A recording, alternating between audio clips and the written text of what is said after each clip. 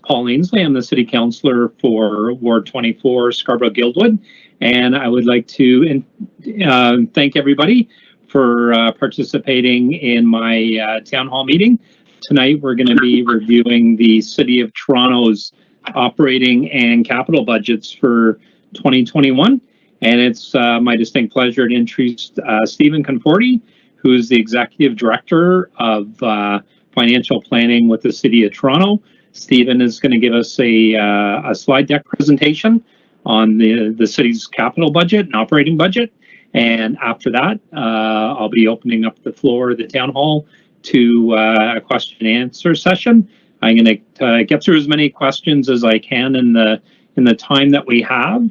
If I don't get to your question or you have further questions that you don't hear addressed, you can email me at councillor_Ainsley@toronto.ca, or you can call me at my constituency office at 416-396-7222, and you can get all that web information on my website as well at paulinslee.com. I really appreciate everybody taking the time out of their busy schedules to tune in this evening. The municipal level of government probably interacts with you more than any of the three levels, and I know there's a lot of interest in our annual budget. So I appreciate everybody taking the time to be here with us this evening. And saying that, Stephen, I'm going to leave it in your hands and take it away. Thank you very much.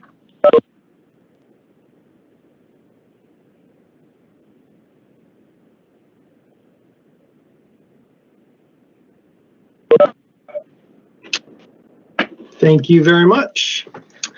Good afternoon. Before I start, I'd like to thank Councillor Ainsley and his staff for organizing this town hall on the 2021 budget, as well as everyone attending for your interest and participation in the city's budget. My name is Steve Conforti. I'm the Executive Director of Financial Planning at the City of Toronto, leading the development of the city's $14 billion operating budget and $45 billion 10-year capital plan. I have over 14-year experience in municipal finance, holding roles within the city and the TTC, and generally focusing on budgeting and long-term financial planning. So 2021 has been a challenging budget, and staff across all city divisions and agencies have worked tirelessly to produce and deliver a balanced staff-recommended budget. We put together last year's budget. We could not have imagined the changes and circumstances that would have been before us a year later. While the budget must account for the impacts of the pandemic that we've experienced thus far, it must also account for challenges ahead of us, for which we have no playbook or off-the-shelf answer. This is not just about weathering the storm or waiting for things to get back to normal, now that so many lives have so fundamentally changed. So next slide.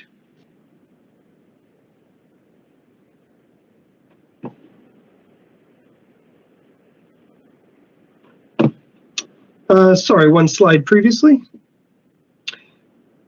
This budget will touch on 4 areas: how COVID-19 has touched every aspect of our lives and how our city has responded to these unprecedented challenges and financial impacts, how we must work together towards recovery, institutions, community, and governments in a whole of government and whole of community approach, details on the 2021 operating budget, including work being done on driving equity-based budgeting at the city, and the capital budget, including key investments to protect the city's future. Next slide. While we acknowledge and appreciate that all governments, including the province and federal governments, have responded to the unprecedented challenges of COVID-19, we know there's more to be done together. The city faces increased financial risks. In addition to lost revenue that we've experienced significant increased costs from the resources required to support new services and programs that have been implemented in response to the pandemic. These have included significant investments to shelters, agencies, support to local businesses, and maintaining transit capacity while experiencing a critical reduction of fare-paying riders. COVID-19 related financial impacts were over $1.7 billion for the city in 2020, prior to savings and offsets and funding under the Safe Restart Agreement. The city has and will continue to be looking for savings and efficiencies as we face unprecedented financial challenges Mitigation strategies for 2020 included $534 million in cost savings from a combination of workforce restraints, spending constraints, and cost avoidance, including staff placed on emergency leave, decreased ETC operating costs, and matching service capacity to demand. Federal and provincial funding support was also provided in 2020 as part of the Safe Restart Agreement. COVID-19 financial impacts will continue into 2021, and we're currently expected to total nearly $1.6 billion. The city has received $740 million from the Safe Restart Agreement funding for 2021 so far to offset these impacts, leaving a projected opening gap of $856 million. The pandemic has exacerbated the city's structural financial challenges, especially the misalignment of revenues and responsibilities. The city has already made difficult decisions about costs, services, service levels, capital projects, and placing staff on emergency leave. If we don't address our structural financial gap now, we will be faced with an ongoing budget pressure of between $1.5 to $2 billion each year, and that's not sustainable. The city is continuing to engage with other orders of government on securing 2021 funding to offset ongoing financial impacts arising from the pandemic. But without a changed framework through agreements with other governments or revenues that match Toronto's responsibilities, we'll be forced to make very difficult decisions that can further have negative impacts on our residents. Next slide. At a glance, the city's overall combined operating budget totals nearly $14 billion. The city's 10-year combined capital plan is $44.7 billion. This does include the rate programs, which includes Toronto Water, Solid Waste, and the Parking Authority that were approved by Council in December. Next slide. We can go to the next slide as well. As we do every year, we establish a set of guiding principles to prepare a staff-recommended budget. The first principle is managing COVID demands for city services and the impacts COVID is having on our city. Each year, a budget is created based on a set of informed assumptions. The 2021 budget incorporates existing services and service levels consistent with public health guidelines. Services which have been significantly impacted by COVID, such as TTC, libraries, recreation, and the zoo, have been budgeted based on health guidelines and pandemic assumptions. An added note, as with any given year, we report on actual expenditures through quarterly variance reporting. In 2021, we will continue to update our assumptions and information as service resumption occurs. We have prepared a budget that promotes tax affordability, given the economic impact COVID has had and the uncertainties the pandemic presents. Finally, COVID-19 has highlighted social and health inequities amongst Torontonians.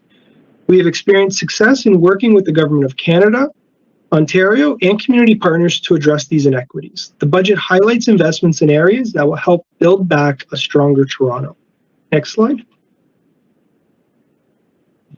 The staff recommended tax-supported budget is $12.1 billion. The city's rate budget of $1.89 billion were approved by Council in December, resulting in the city's total operating budget of just under $14 billion.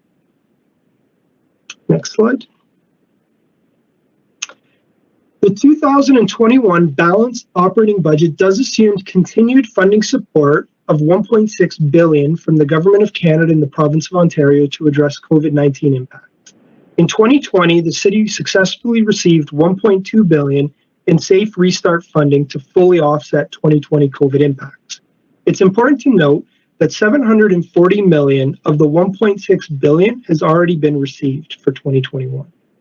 $537 million reflects a combination of savings and offsets, totaling $480 million, and new revenues of $93 million. Offsets, efficiencies, and savings include salary freeze for non-union staff, voluntary separation program impacts, and aligning actual spending trends to projections. The 2021 operating budget is consistent with public health guidelines, and thus the level of services in 2021 continues to reflect the realities of the pandemic across all services.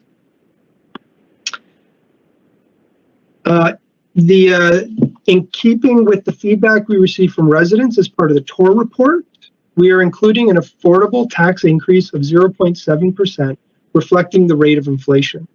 There is also $56 million in new investments, which include expansion to current programs, continuation of enhancements made in previous years, investments to address inequities highlighted by the pandemic, and modernization initiatives. Some examples of initiatives include Housing Now, Transit Fare Pass program expansion, increasing eligibility, and community-based safety initiatives. Next slide. This slide captures 8 years of historical operating budget pressures triggered by inflation and growth in demand of services. Last year, our 2020 budget was approved, and within 1 month, we were faced with unexpected and unpredictable COVID impacts of $1.7 billion. We successfully managed the COVID pressures, over $500 million from actions taken by city staff and $1.2 billion from the Government of Canada and Province of Ontario. 2021 includes COVID pressures of $1.6 billion, in addition to growth and inflation pressures of $650 million, which total $2.2 billion. 2021 expects and is optimistic that projected $1.6 billion COVID pressures will be supported, as we have already secured $740 million. Next slide. I'd like to share our roadmap to balancing the 2021 budget. Through extensive reviews and analysis of our 2020 COVID experience, we've identified savings, offsets, and revised estimates, which are based on service levels that support and adhere to public health guidelines. This represents the lion's share of the $573 million and reflects our collective efforts to find offsets and preserve city services, albeit based on assumptions and service levels that comply with health guidelines. We've also managed, as in previous years, to absorb our own growth and inflationary increases and pressures or demands. What is being assumed is support for $1.6 billion of COVID pressures, $61 million refugee costs, and $15 million in support of housing, totaling $1.7 billion. Of the $1.7 billion of federal and provincial support, as mentioned earlier, $740 million has been secured. Next slide. The budget reflects $1.7 billion in financial supports, of which we've secured $740 million. As I mentioned, the city will need $1.6 billion in support from the Government of Canada and the Province of Ontario to address COVID impacts. The lost revenue in the TTC is the major component of our COVID ask at $796 million. The TTC lost revenue is triggered by the reduction in transit ridership. Our corporate revenues are also impacted, such as reduced dividends from Toronto Parking Authority and Toronto Hydro, reduced user fees, and a reduction in municipal land transfer tax revenues. Not surprisingly, increased public health costs to address the pandemic. We have additional COVID shelter costs of $281 million, and we have an increased need in our shelters to accommodate additional shelter sites due to social distancing requirements. We have increased cleaning costs and PPE costs due to the pandemic at the TCHC and in our long-term care facilities. Our other category of $125 million reflects costs across the organization, reflecting PPE and cleaning costs in other city divisions, such as emergency services. In addition to COVID funding, similar to how we approached our last two budgets, the city expects it will continue to be supported by the Government of Canada on the refugee file for $61 million. We also require funding supports from the Province of Ontario for supportive housing. Next slide. So this slide shows how our operating budget is funded and where we spend that funding. So if we look at the first grouping, where does the city revenue come from? This slide reflects where revenues are coming from, but also highlights where we anticipate to have lost revenue due to COVID. So 31.1% comes from property taxes. For 2021, property tax revenue totals $4.5 billion. Federal and provincial funding represents 34% of the city's overall revenue and reflects $2.5 billion in cost-shared programs, grants, and subsidies, including $61 million for refugees and $15 million for supportive housing this year. The city also requested $1.6 billion in federal provincial support to offset COVID impacts.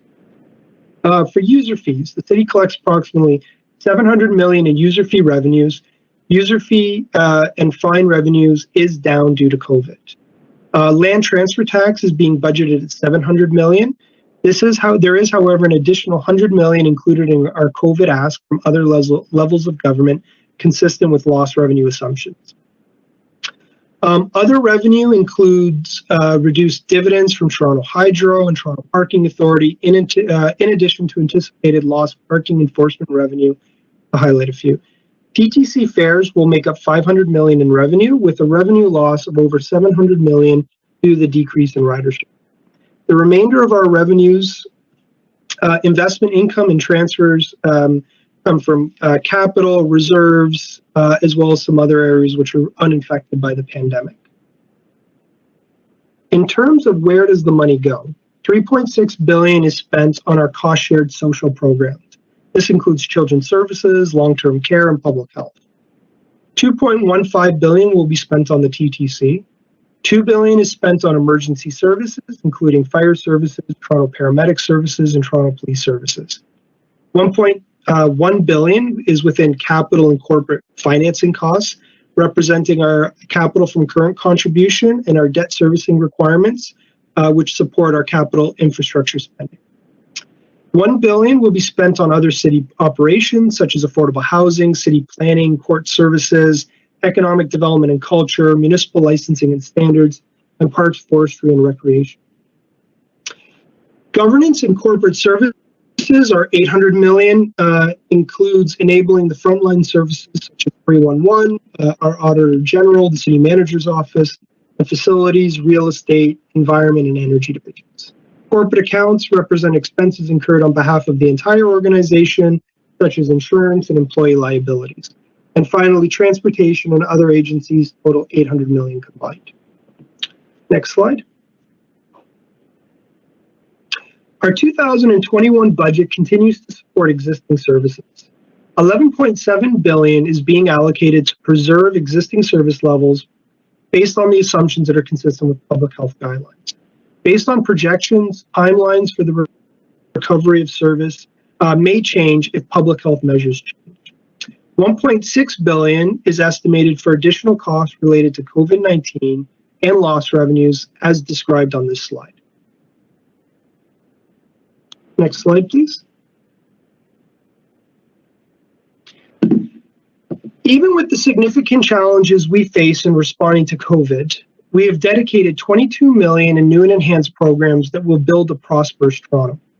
Approximately $12 million is dedicated to equity-responsive investments that include the Housing Now initiative, expansion of the Fair Pass program eligibility, community-based crisis response pilots, enhancements to the Towards Peace program. The city is continuing to support Cafe TO and Active TO programs, which were introduced in response to COVID-19. Within our transit system, we're making investments to reduce Wheel-Trans call wait times and promote anti-racism and diversity. In addition, we are investing $34 million in areas to support and prepare the city to build back stronger. As we've made significant progress to our online services, our remote work capabilities, and the evolution of operating in an increasingly digital world, modernizing our technology will improve access, security, and operational efficiency. Protecting and securing our assets is an area of focus, along with the investment in technology tools necessary to provide services in a contactless environment. We are also making investments to prepare for the opening of the Eglinton Crosstown LRT in 2022, and on vehicle maintenance and improving vehicle reliability. The budget enhances the commitment to Envision Zero and funding for traffic signals and work zone pilots. And lastly, we are fulfilling a commitment to investing in the Year of Public Art. Next slide. As we look beyond 2021, there's sufficient uncertainty surrounding the city's COVID response requirements, public health measures, service resumption, and the extent of federal provincial funding support. As all projections and budgets are supported by assumptions, we're assuming a range of pressure and demands on the city's operating budget in 2022 of $1.1 to $1.8 billion. We will continue to monitor COVID impacts and supports throughout 2021 and update our assumptions accordingly. We will continue to work with the Government of Canada and the Province of Ontario to determine the necessary funding supports to address the unprecedented pressures the city faces. Next slide.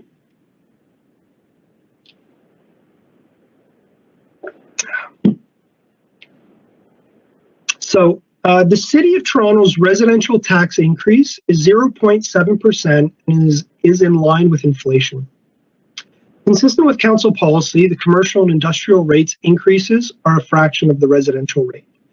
The city is not passing along the full budget increase to business classes in order to bring the business class tax ratios down to levels consistent with provincial legislation and council policy by the year 2023. There is no increase in multi-residential properties in compliance with provincial legislation. And in total, this translates to an average tax increase of $22 for the average home. Next slide. As approved in 2019, there's an incremental increase in the city building fund of 1.5%. This dedicated levy leverages $7.3 billion in housing and transit infrastructure investments. This increase represents a $47 increase to the average tax bill. Next slide. For an average home valued at $698,000, the average property tax bill will be $3,201. This slide demonstrates how the average property tax amount will be spent. And as you can see, 67% of the average tax bill is spent on keeping our City of Toronto safe, moving, maintained, and growing. Next slide, please. So moving to capital, the 10-year capital budget and plan will guide decisions on what investments will be made towards purchase, build, and repair of city infrastructure. The city's 10-year capital plan totals $44.7 billion when you combine the tax and rate-supported budgets.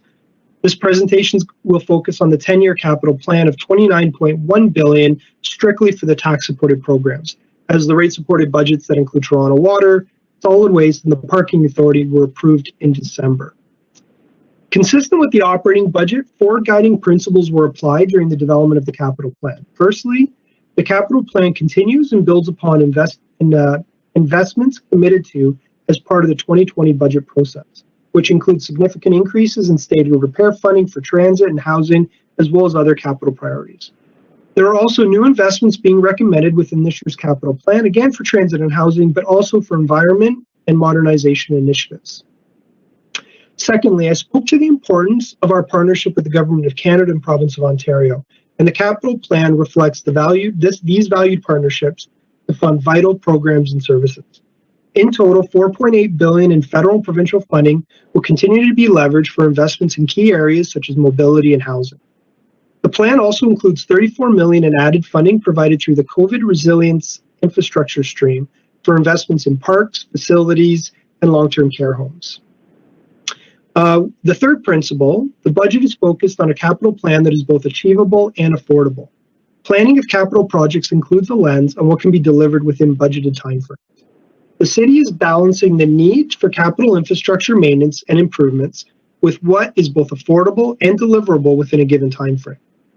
And lastly, the city continues its capital modernization efforts with the key focus over the next year towards development of a capital asset management plan.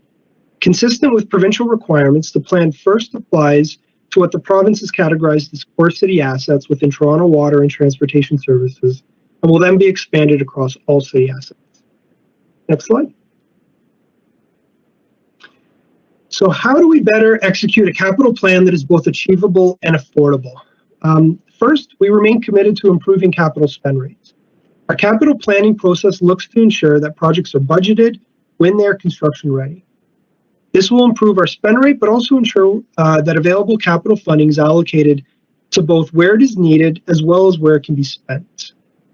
We're also providing more flexibility to allow for multi-year commitments with the ability to accelerate funding where we demonstrate that we can complete work ahead of schedule. We are continuing to expand the implementation of stage gating across the organization. As a city, we're committed to keeping the debt service ratio below 15% in each year of the 10-year planning period. The capital plan continues to leverage federal and provincial funding that accounts for approximately 16% of our total capital plan. And maintaining our debt service ratio has also ensured we continue to receive positive credit ratings, which further enhances our current low interest rate environment. We've been able to benefit from low interest rates with overall debt funding increasing compared to last year's plan while continuing to adhere to our debt service ratio. This funding increase has been further supported through our success in issuing both social and green bonds to finance capital infrastructure. We've now issued 3 green bonds, and we are the first Canadian government to issue a social bond. We plan to continue to issue both green and social bonds in 2021. The focus on achievability and affordability builds on actions that began as part of last year's budget process. We have seen some positive results arising from these changes in capital planning. Even in the midst of COVID-19 and the related impacts on capital delivery, we've seen material improvements in our capital spend rates, projected at 81% in 2020 compared to an average of 62.5% in prior years. Next slide. Staff are recommending a 10-year capital plan for the city's tax-supported programs that totals $29.1 billion in planned capital expenditures. This budget continues to build on the successes achieved as part of the 2020 budget process and through the planned continued 1.5% increase in the City Building Fund. Through the City Building Fund, we can support $7.3 billion in funding for critical capital investments in transit and housing. This now represents the city's largest source of capital funding, reflecting a quarter of the city's total capital program. The budget also continues with our planned investment in TCHC building repairs. The capital plan continues with the $1.6 billion in funding added last year for TCH needs and also extends the support by an added year with a further $160 million investment planned in 2030. As reflected in last year's plan, this continued commitment enables the city to leverage a further $1.3 billion in co-investments through federal partnerships. We've also been able to build on advancements introduced last year, and the current plan has increased by over $1.1 billion in funding when compared to our previous 10-year plan. This increase has enabled the city to make investments in areas such as mobility, with $215 million in added investments in base transit needs. This budget also includes an acceleration of nearly $800 million in funding in the first 5 years of the capital plan to address these needs faster.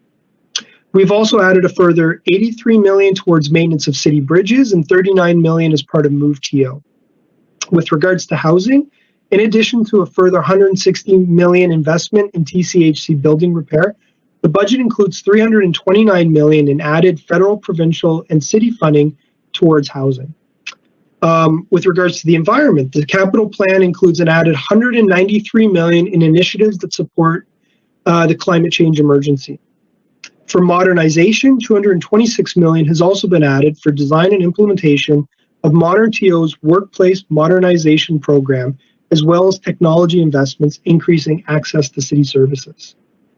The capital plan continues to incorporate federal and provincial funding, and we've added further funding for housing and initiatives, as well as funding provided through COVID resilience stream.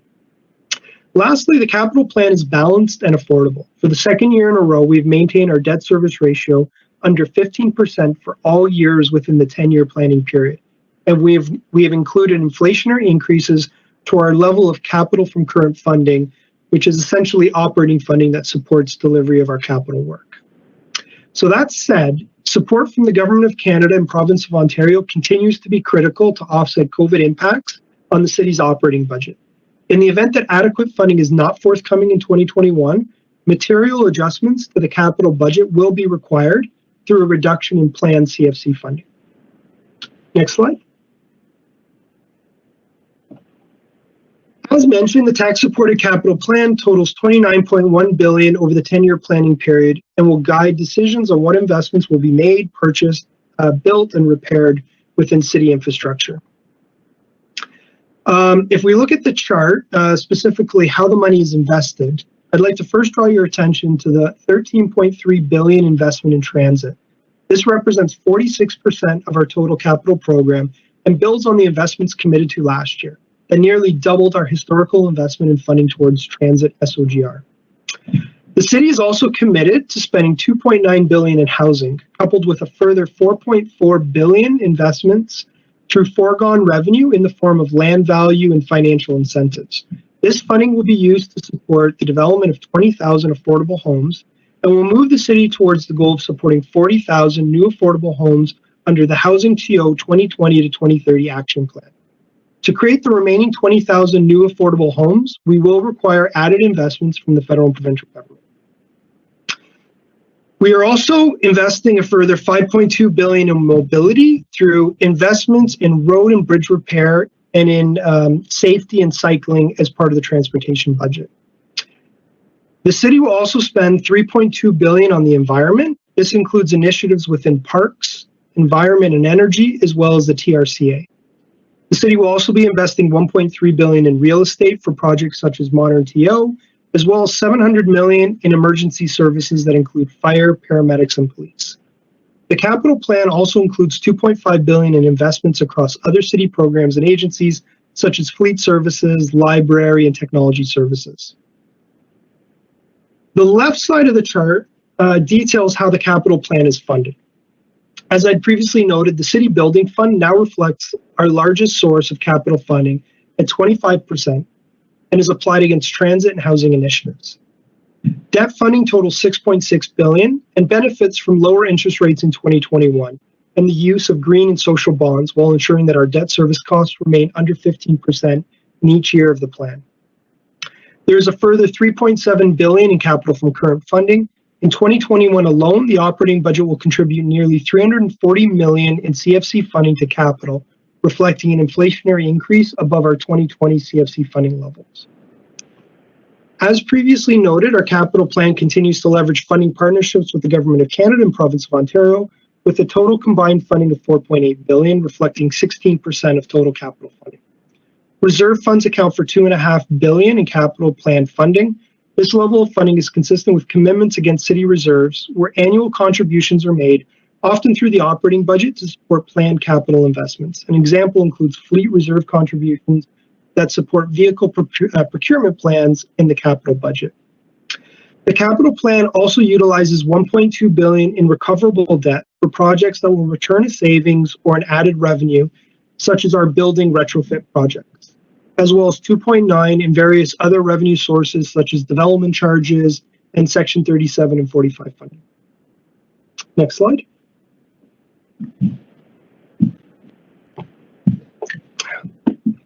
State of good repair funding traditionally reflects the majority of our capital spending within the 10-year plan.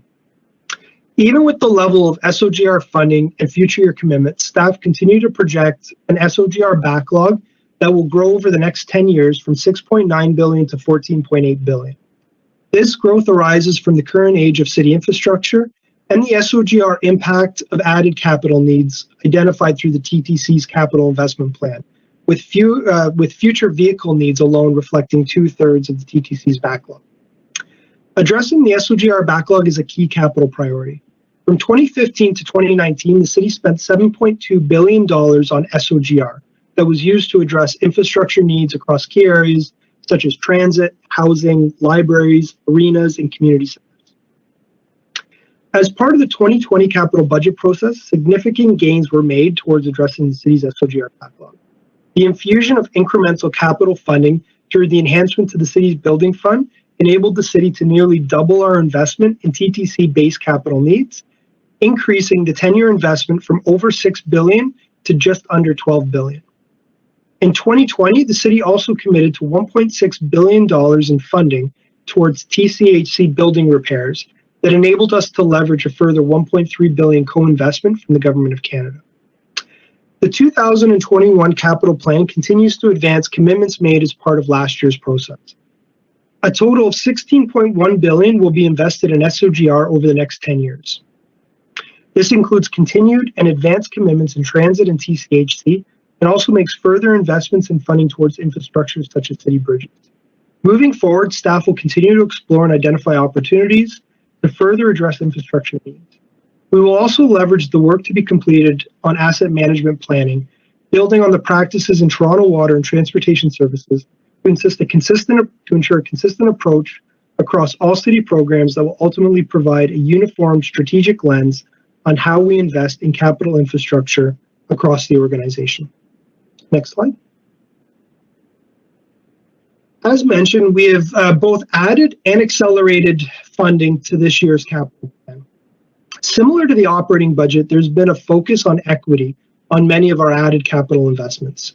Within mobility, an added $244 million in funding for easier access will address accessibility of Warden and Islington stations and ensure all TTC stations are accessible. We are investing a further $489 million through a combination of federal, provincial, and city funding on housing investments, including the continued investment towards the steady good repair of TCHC buildings, as well as investments in Housing Now, modular housing, rental housing, and the Rapid Housing Initiative. Further investments are also being made in community initiatives such as the Parkdale Hub project. Added investments are being made in modernization and transformation, including $226 million in Modern TO's Workplace Modernization Program, which will unlock value in 8 city properties that can be leveraged for affordable housing and other city needs. Lastly, investments are being made towards a climate change emergency, with $193 million in added investments in sustainable energy plans, building retrofits, and renewable thermal energy program. Next slide. And there we go. So this has been a challenging budget, to say the least, shaped by the impacts of COVID-19. We've seen added costs to deliver services in a safe manner, while revenue sources traditionally leveraged to offset inflation and growth costs are expected to decline. One of the key principles of our budget was to manage the COVID impacts, while also preserving existing services consistent with public health guidelines. In addition, there's a recommendation for a further $56 million in new investments focused on equity and building a prosperous Toronto. All of this is achieved while keeping our property taxes affordable. The capital budget reflects the increased city building levy, which enables us to further advance on our commitments towards transit and housing infrastructure demands. The budget also adds and accelerates funding in key areas such as transit, housing, environment, and modernization. We do have a strategy to balance in the event funding from the Government of Canada and the Province of Ontario is not received. The options available to us are not our preference. It would materially impact our capital plan and our reserves. We are optimistic we will continue to build on the 2020 collaborative success with both the Government of Canada and the Province of Ontario to secure a sustainable financial future. Committed ongoing support from the Government of Canada and Province of Ontario are critical to ensure financial sustainability throughout COVID and into the future. Next slide. So budget materials are now posted publicly on the city's website. The public will have the opportunity to participate in deputations on January 25th and 26th in 2 ways: in a virtual format, consistent with today's meeting, or written submissions to the Budget Committee, with the budget ultimately considered by Budget Committee, then Executive Committee, and voted on by Council at a special City Council meeting on February 18th. Next slide. So the next couple of slides provide information on how to get involved in this year's budget process, as well as the following slide, which provides a link to the city's budget website. So that's it for me. I thank you for listening, and I'll pass it back to Councillor Ainsley.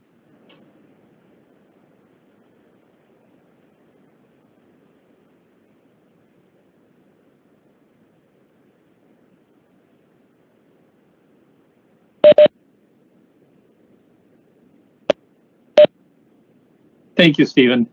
I really appreciate the detailed review of the city budget. It's grown quite substantially over the years. I know when I first got into office in 2006, the city budget combined was about $8 billion, and 14 years later, it's grown to almost $14 billion.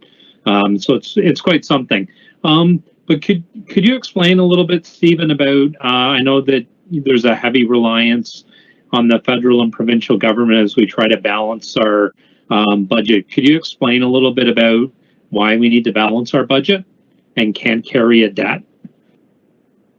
Yeah, absolutely. Thank you. So municipalities are not permitted to run a deficit, unlike the federal provincial governments.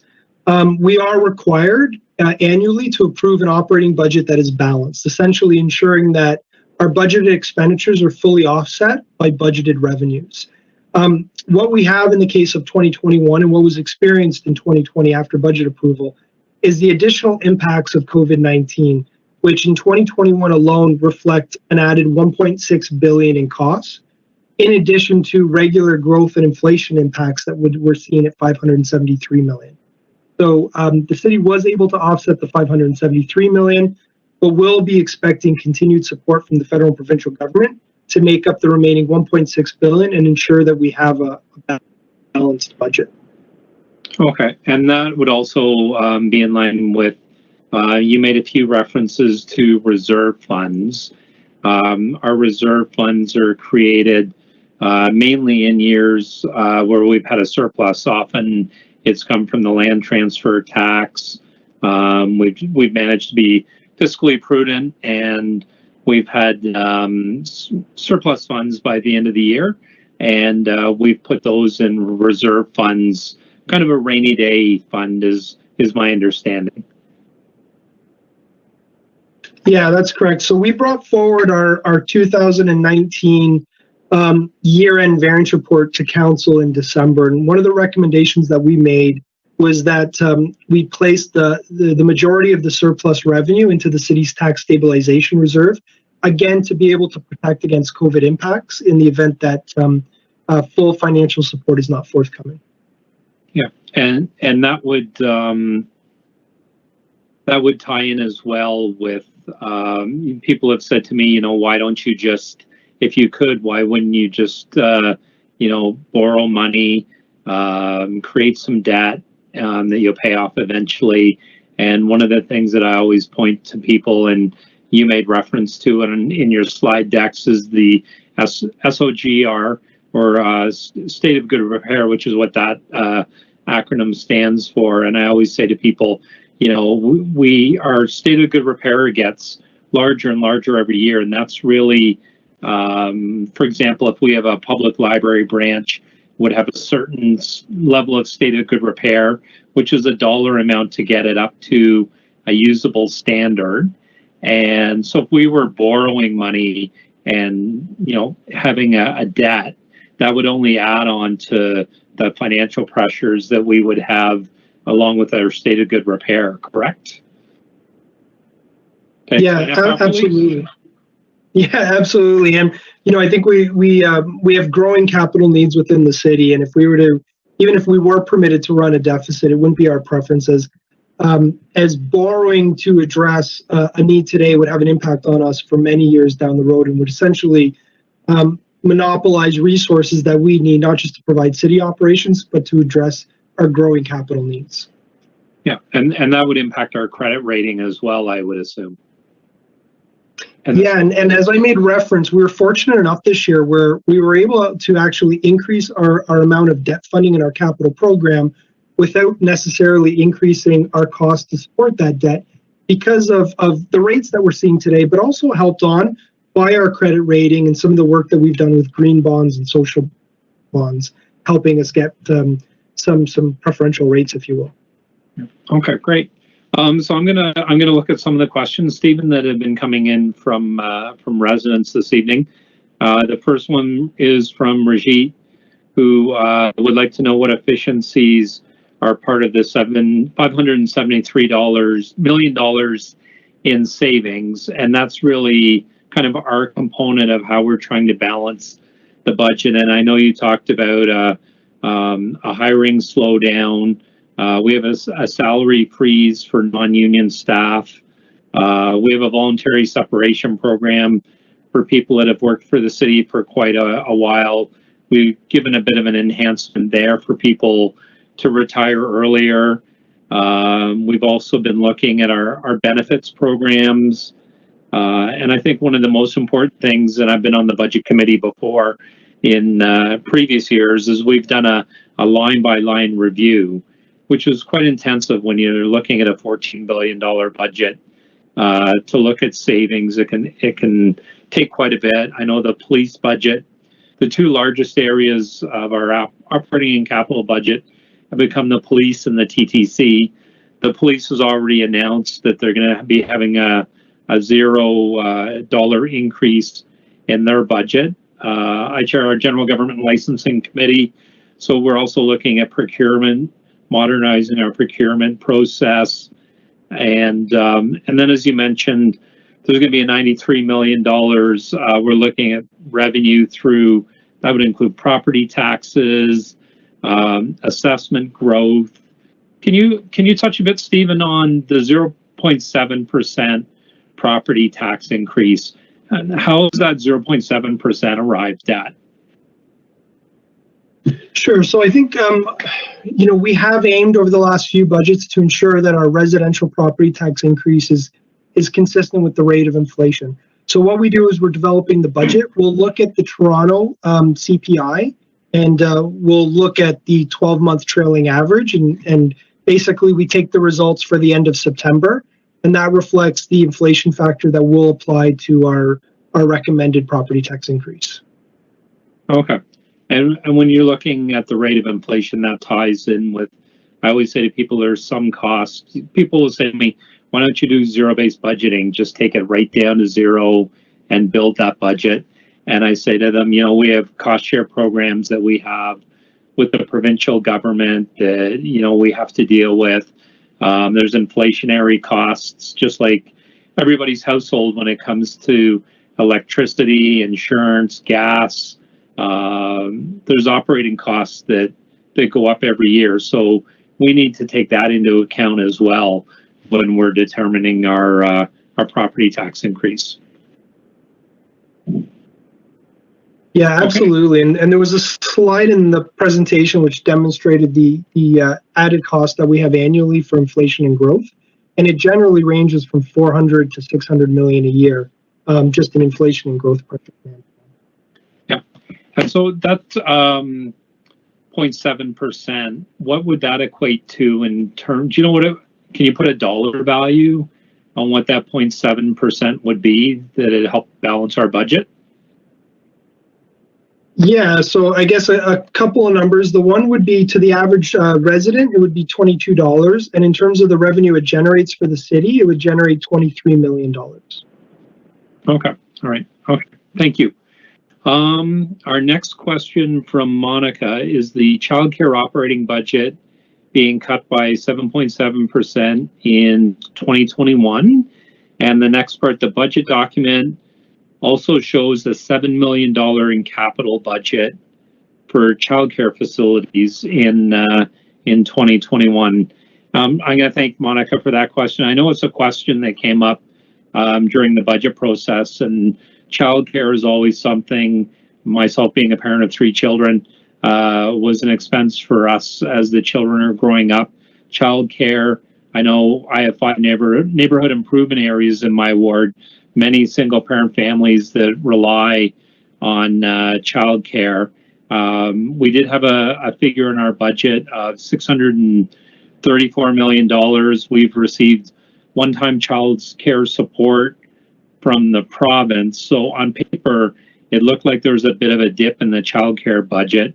But we've also there's been a transition from childcare operated sites to the school boards from some of the city run ones. So I do know, and Stephen, I think you can reinforce this for me, that the number of childcare spots and subsidies have been preserved from last year. We're not reducing any spots in the childcare spots in the budget. And I also know from reading, we've increasing the capital budget, I think, by $1 million for childcare as well. Yeah, that's absolutely accurate. And within the operating budget, as you've mentioned, if you're looking strictly at the numbers, it does look like our expenditures have reduced. But again, it was a one-time grant that we received from the province that the city actually didn't receive for our cost, but it was a flow-through to our childcare providers.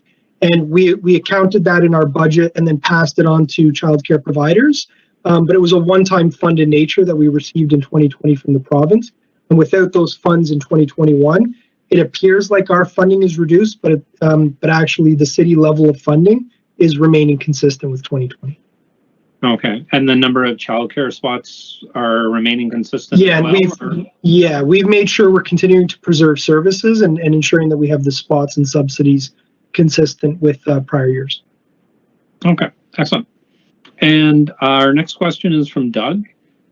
He says that he understands Toronto will have a substantial deficit for this year and perhaps the following budget year due to a decrease in the number of activities in Toronto, example, the TTC, city administration, and maintenance.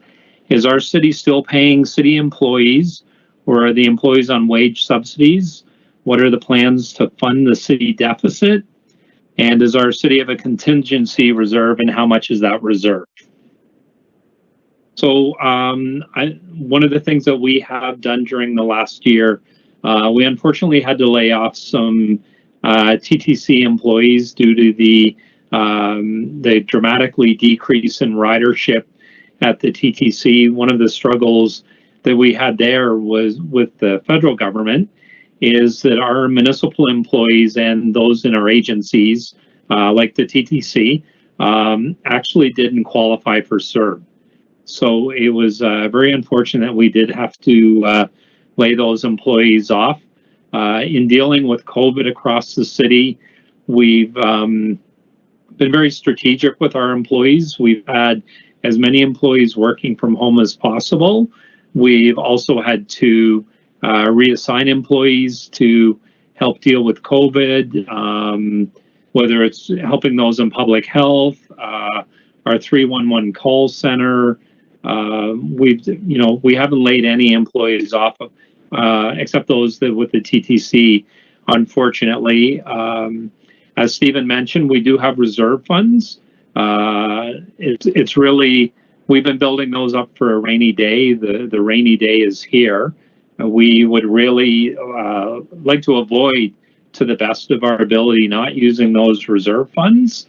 And as Stephen mentioned, we are looking for $1.6 billion from the federal and provincial governments.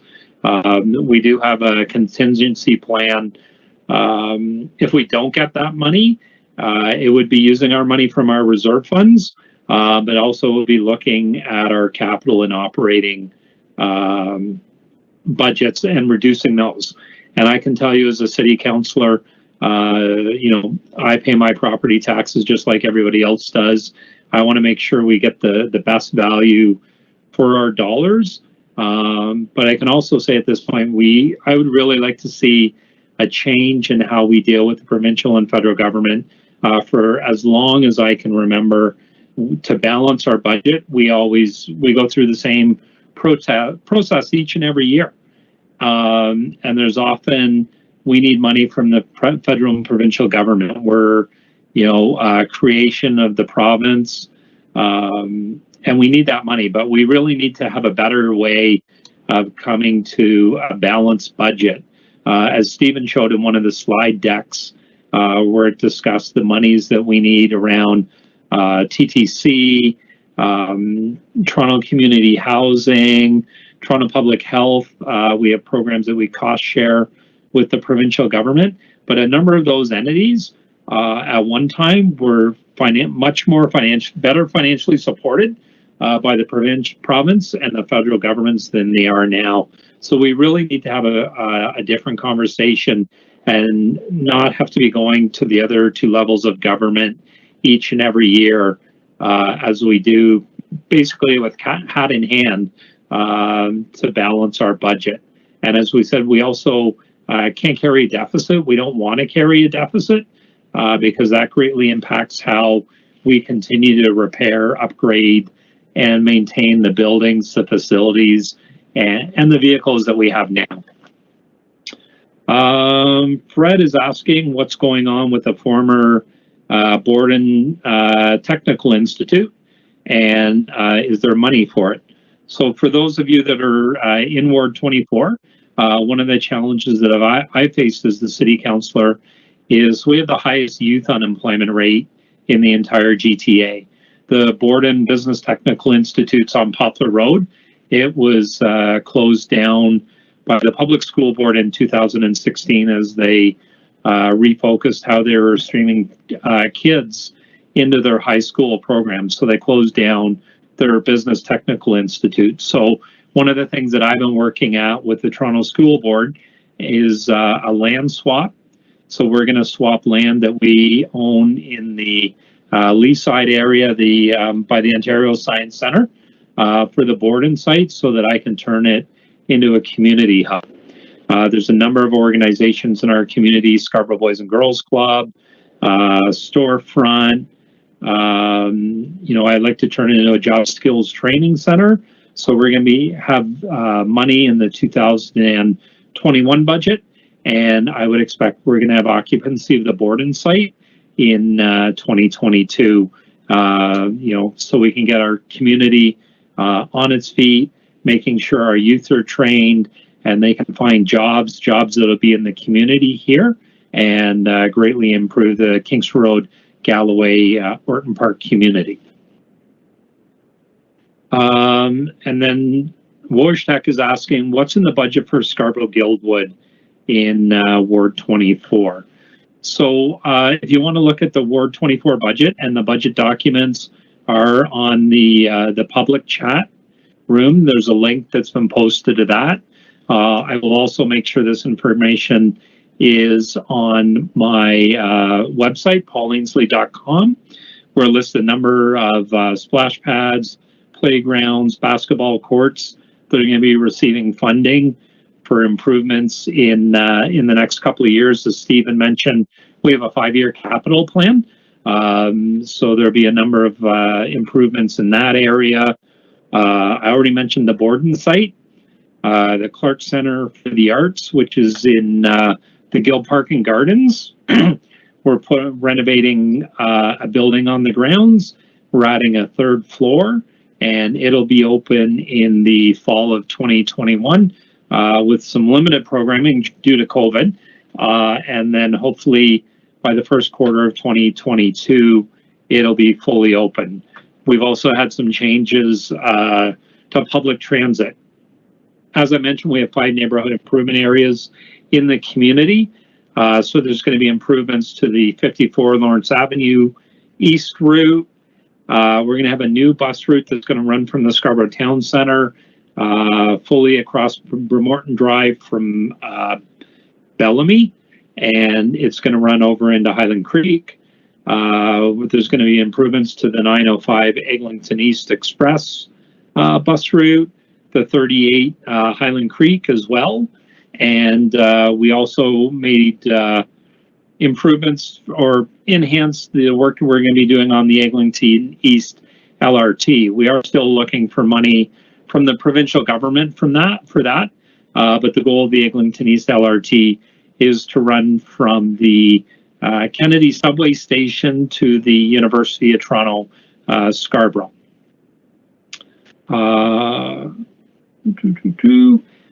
Jen, she said she's 79 years old, and how do you support me in your 2021 budget? Due to COVID operating expenses, which were higher in 2020. And I want to thank you for that question.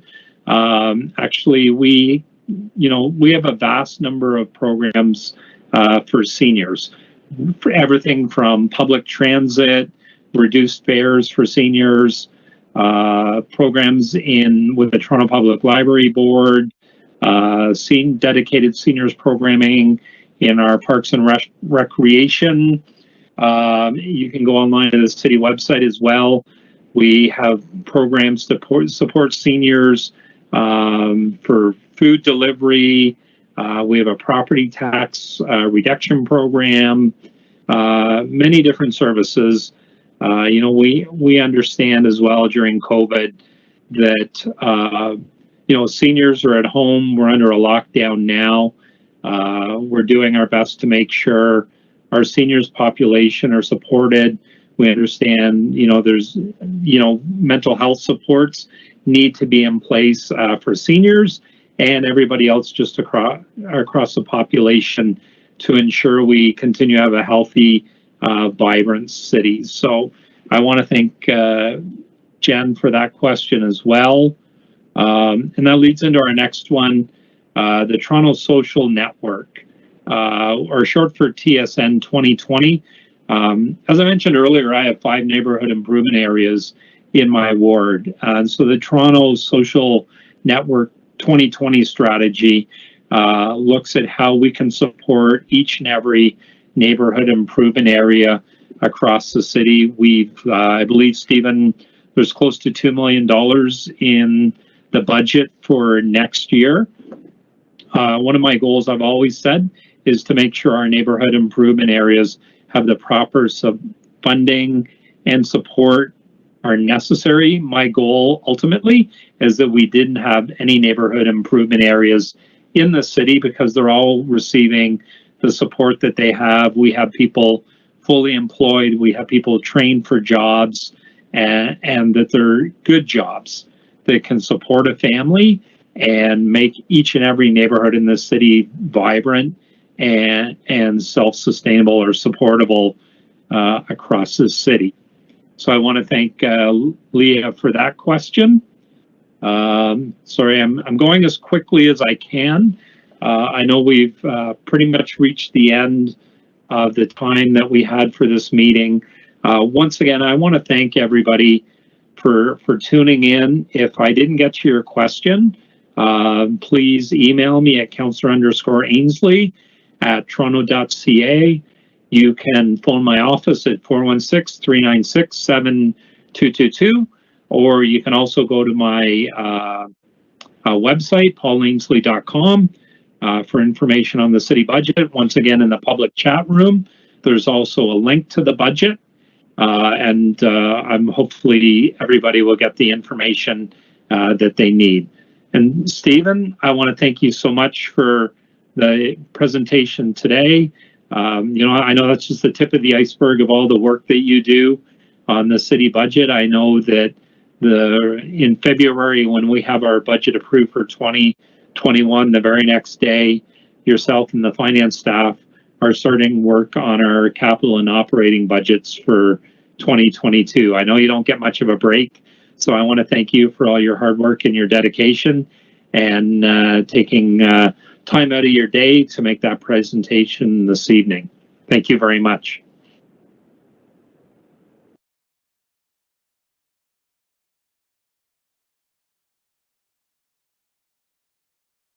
This new year in 2021, and I hope everybody stays safe and well. And as I always like to tell everybody, if you're out in public, please follow the social distancing rules and wear a mask. I know that if everybody follows the rules, we'll get through COVID as quickly as we can and get back to enjoying this city of Toronto as we did pre-COVID. And I want to thank everybody for their time this evening. Thank you very much. Take care and stay safe and stay well.